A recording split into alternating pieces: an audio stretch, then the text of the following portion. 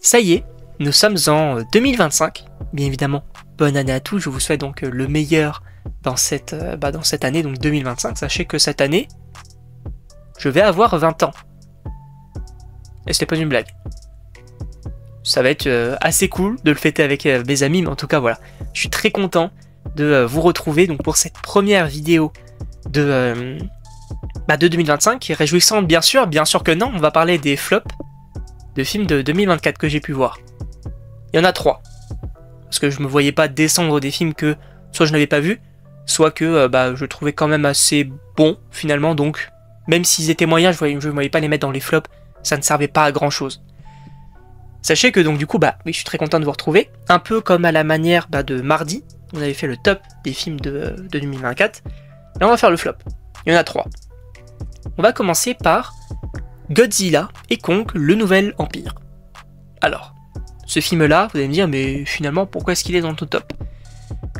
J'en attendais quand même beaucoup de ce film-là parce que Godzilla, enfin la saga du coup du Monsterverse, moi j'aime beaucoup. J'ai beaucoup apprécié ce qu'ils ont fait avec le premier Godzilla, avec le premier Kong. Godzilla Roi des Monstres, c'était aussi très intéressant. Pareil pour Godzilla contre Kong, même si bon, pour moi c'est peut-être... En vrai, l'idée de faire un combat à 100%, c'était très cool durant le film, mais au final ça ne raconte pas forcément grand-chose non plus. Voilà. Et là, sachant que Godzilla contre Kong n'était pas sorti au cinéma en France, faut le rappeler, là, parce que c'était le Covid, là on a eu le droit donc à Godzilla et Kong le Nouvel Empire au cinéma, et pour moi c'était nul. Je suis désolé.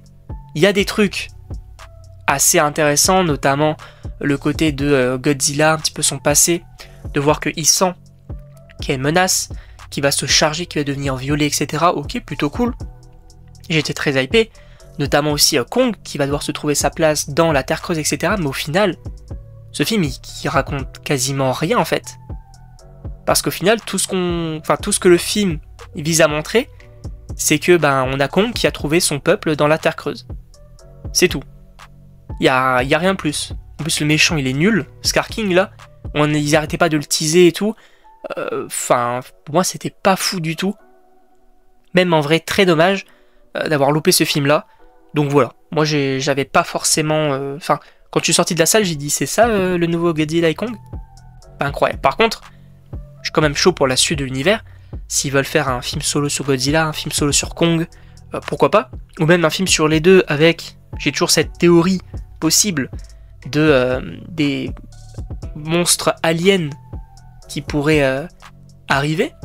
Et que du coup, on est d'un côté Godzilla qui réunissent les monstres de la Terre et d'un autre Kong qui réunissent la Terre creuse pour faire un ultime affrontement.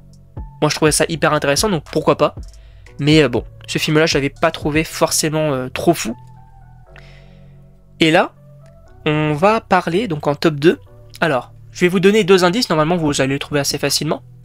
C'est un film Marvel. Et du coup ce n'est pas de Disney. Vous allez me dire, ah c'est Sony? Bah oui, parce que c'est Madame Web. Est-ce que j'ai besoin de préciser pourquoi je n'aime pas ce film? Pour moi, ce film, il est nul, il ne raconte rien. Pourtant, et c'est ça qui me saoule avec les films Sony, le casting, frérot. Dakota Johnson, Tara Reid, Isabella Merced, l'une des actrices que j'adore. Qu'est-ce qu'ils font là? Sydney Sweeney. Frérot, ce film-là, il est nul. Il raconte rien, il n'y a même pas de super-héroïne. On te dit, ouais, Madame Web, elle arrive à voir l'avenir. Et frère, c'est un pouvoir nul. Et en plus de ça, on rappelle que le méchant, là, Taraim, il se fait tuer par le logo Pepsi qui lui tombe dessus. Mais frérot, où est-ce qu'ils vont avec Sony? À un moment donné, remettez-vous en question. Alors, le truc qui est assez intéressant, c'est que, du coup, on en a parlé. Mais oui, Sony mettrait en pause un petit peu ses projets concernant son univers. Et alors, il y avait des rumeurs qui disaient oui, ils se concentraient du coup sur Spider-Man 4, Beyond the Spider-Verse et la série donc sur Spider-Man Noir. Il y avait d'autres rumeurs qui disaient oui, en fait, ils vont peut-être vendre les droits à Disney. Finalement, on serait plus en mode, ils vont repenser à une nouvelle stratégie. À un moment donné, frérot, il serait temps parce que nous prendre des boosts comme ça. Et ce qui me fait plaisir, c'est que les gens s'en rendent compte. Et ça, c'est bien. À un moment donné, il faut quand même se rendre compte que Sony, ils nous prennent pour des imbéciles ils se foutent de notre gueule, donc à un moment donné, il faut quand même...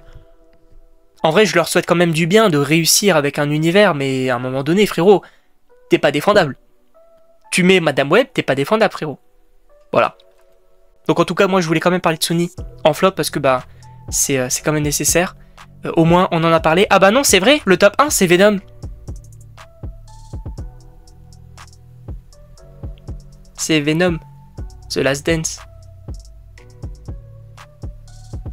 Je connais une seule personne qui défend Sony et Venom, c'est Joey. Chaîne en description. Joey, qui a en fait un affect très particulier avec Venom, mais il sait très clairement qu'à un moment donné, Sony va réussir à le dégoûter quand même du personnage. Bon, ils ont réussi dès le deuxième film. Et là, ce troisième film, qu'est-ce qu'il est nul! Qu'est-ce qu'il est nul! Ah, frérot, c'est une bouse monumentale. Là où Madame Web, il y a rien, le film est vide, ne raconte rien. Là, Venom, t'es dans le négatif au niveau de la note, frérot. Qu'est-ce que c'est nul à chier, frère! C'était nul de bout en bout. Éclaté. Vraiment.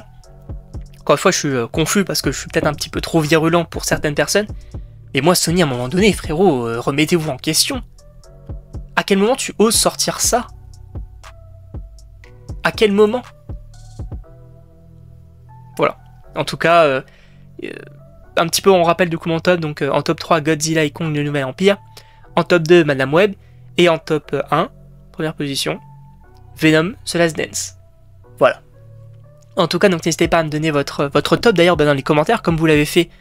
Enfin, alors je tourne la vidéo, je ne sais pas si vous l'avez fait, mais n'hésitez pas en tout cas à le faire quand même dans les commentaires pour voir un petit peu si on a des avis qui divergent, si les films Sony seront présents ou non. Parce qu'en vrai, s'il y a une personne qui met dans son top film 2024 Madame Web ou Venom, ah, je me poserai des questions, frérot. Je me poserai des questions. Mais bon, évidemment, je respecte les avis et respectez le mien tant que dans la bienveillance, tout simplement. Donc, n'hésitez pas donc à mettre vos avis, vos tops, vos flops, etc. dans les commentaires. Et donc moi, je vous dis à la prochaine, donc pour une prochaine vidéo.